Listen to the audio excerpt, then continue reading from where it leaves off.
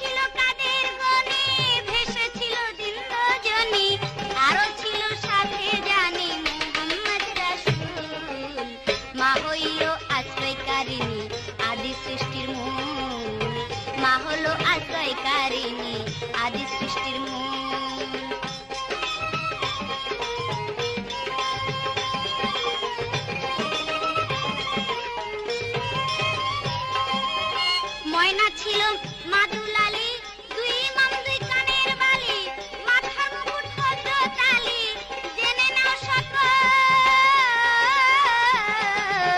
ময়না ছিল মাদুলালি,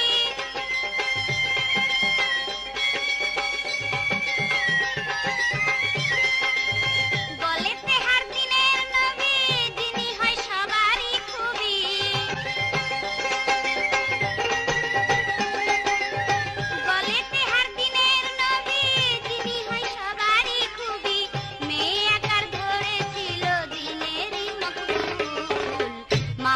আশ্রয়কারিণী আদি সৃষ্টির মূল।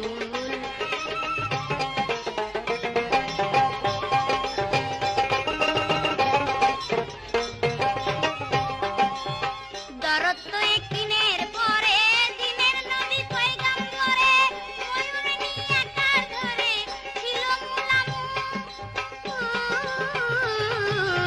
দরত্ব একদিনের পরে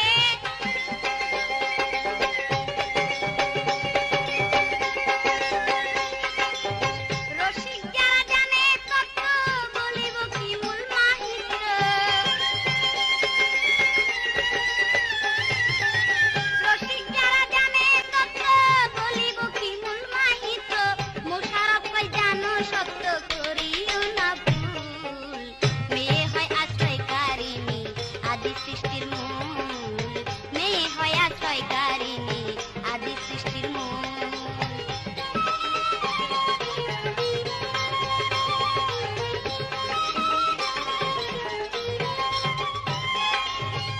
আমার কাছে জিগায় কথা শুইনা নিবেন জ্ঞানী শ্রোতা, বলবো আমি মূল বারতা, বলবো মুলামুল।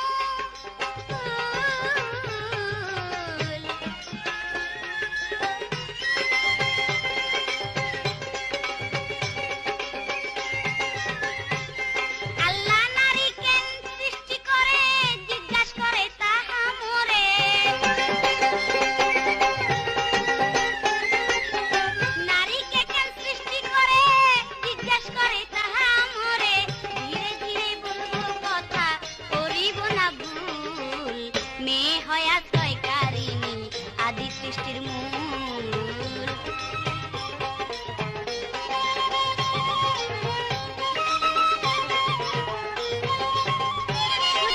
মণ্ডলী আমার কাছে প্রশ্ন রেখেছেন, আল্লাহ তাআলা পুরুষকে সৃষ্টি করেছেন আল্লাহর ইবাদত বন্দেগী করার জন্য, কিন্তু আমার মেয়েকে আল্লাহ কিসের জন্য সৃষ্টি করেছেন এই আমার কাছে প্রশ্ন করেছে। তবে আপনি একটা কথা জেনে রাখেন, অন্ধকার ধন্ধকার খুয়াকার নৈরাকার যখন ছিল, নৈরাকারের মধ্যে আমার জগৎ ফাতেমা ছিল ডিম্বু আকারে, এবং পর্দা রূপে ছিল হযরত আলী কারিমুল্লাহ আজহু, বিজল রূপে ছিলেন হযরত হাসান হুসান, এবং কুসুম রূপে ছিলেন দয়াল নবী মুস্তাফা, আত্মা রূপে ছিলেন স্বয়ং আল্লাহ তাআলা। তাই সেদিন আপনাদের পুরুষকে হযরত আলী, হাসান হোসেন, হযরত মুহাম্মদ মুস্তাফা সাল্লাল্লাহু আলাইহি সাল্লাম উনাদেরকে আশ্রয় দিয়েছে ওনার গর্ভের মধ্যে। এই আশ্রয় দিয়েছে বলেই আশ্রয় দেবার জন্য আমার মেয়েকে আল্লাহ তাআলা সেদিন সৃষ্টি করেছিল। এখন সেই আদি থেকে আপনাদেরকে আমরা আশ্রয় দেই, বর্তমানেও আমরা আশ্রয় দেই। যদি আমরা আশ্রয় না দেই আপনাদেরকে, আপনাদের বাঁচার কোনো ক্ষমতা নেই, বাঁচার কোনো অধিকার থাকে না, এবং আপনারা পৃথিবীতেই আসতে পারেন না। তার প্রমাণ আমি প্রশ্ন রেখেছিলাম, আপনি প্রকাশ হইলেন কার মধ্যে হইতে? আপনি বলেছেন যে আমি আমার বাবার থেকেই প্রকাশ হয়েছি। অসম্ভব, মিথ্যা কথা বলবেন না, কারণ আপনার বাবার হইতে আপনি কিছুতেই প্রকাশ হইতে পারেন না। সেই সৃষ্টি থেকে আমি আপনাকে জবাব দিব। যেমন সর্বপ্রথম পুরুষ ছিল আদি আদম। সেই আদি আদমকে যখন আল্লাহ তাআলা বেহেশতের মধ্যে রেখে দিলেন, সেই আদম বেহেশতেই থাকার আশা এবং কামনা ছিল, কিন্তু সে বেহেশত থেকে বের হইল বা পৃথিবীতে তাকে ফালাই দিল কিসের জন্য? একমাত্র আমার মেয়ের জন্য, অর্থাৎ হাওয়া বিবির জন্য। হাওয়া বিবি যদি আদমকে গন্ধম না খাওয়াইতো, তাহলে আল্লাহ তাআলা আদম এবং হাওয়াকে পৃথিবীতে পাঠাইতেন না। কাজেই আপনার আদি আদম সেই আমার মেয়ের জন্য পৃথিবীতে এসেছে এবং পৃথিবীতে প্রকাশ হয়েছে। আর বর্তমান আপনারা পুরুষ আমার মেয়ের মধ্যে হইতেই প্রকাশ। কিভাবে?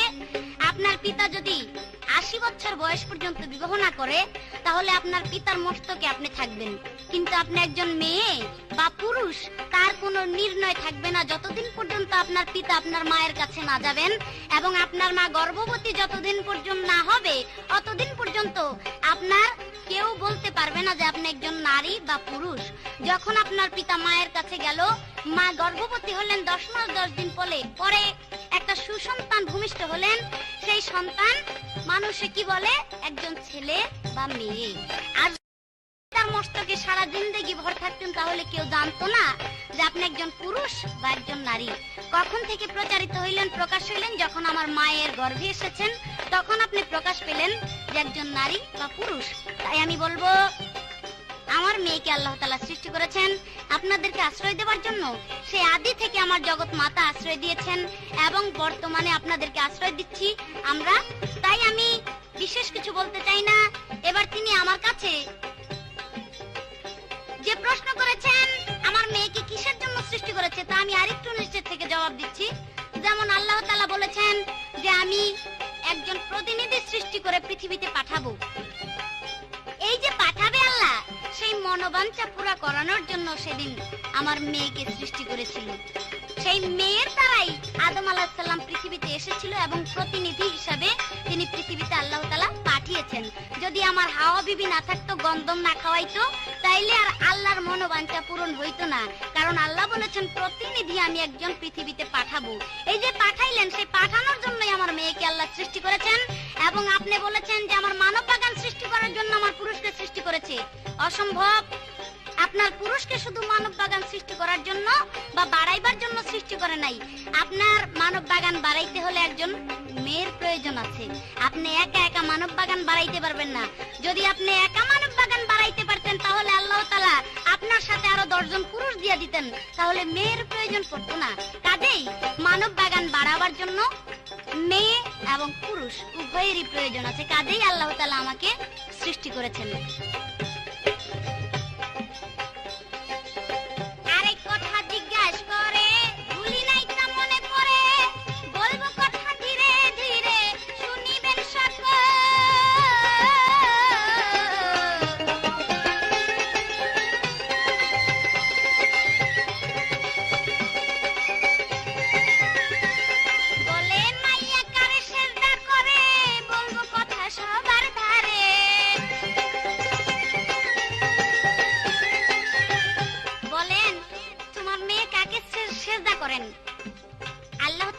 বলেছেন, হে নারীগণ, আমার পরে কেউ যদি সেজদা পাওয়ার উপযুক্ত থাকতো তাহলে তোমাদের স্বামী, তা নয়।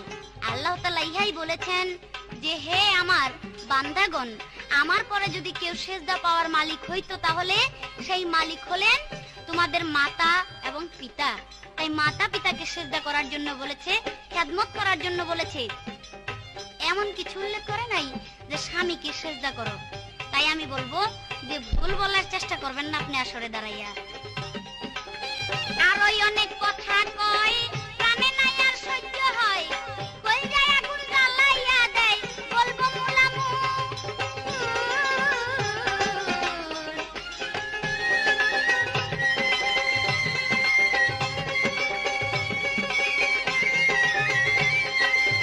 যেইভাবে বলে কথা বলবো আমি বারতা।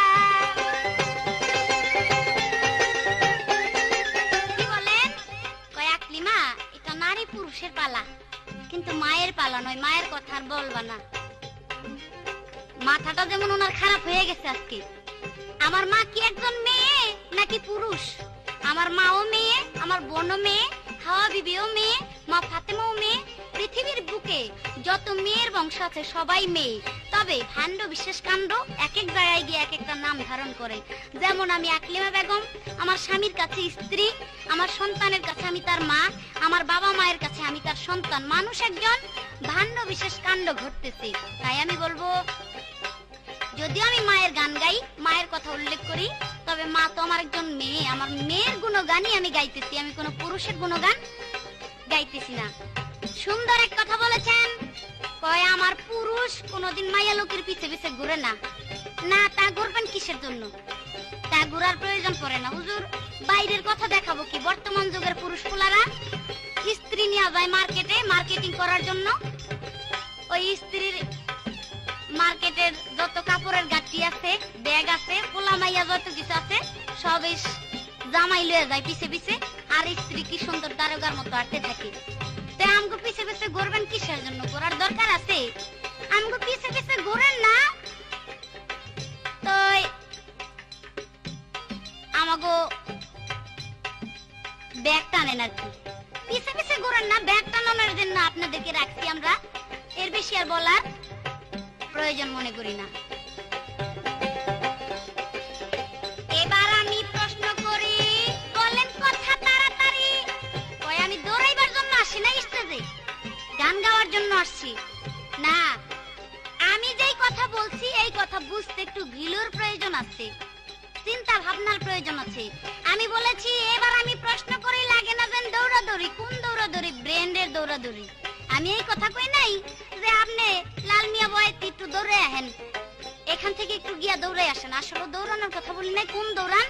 ব্রেনের দৌড়ানোর কথা বলেছি।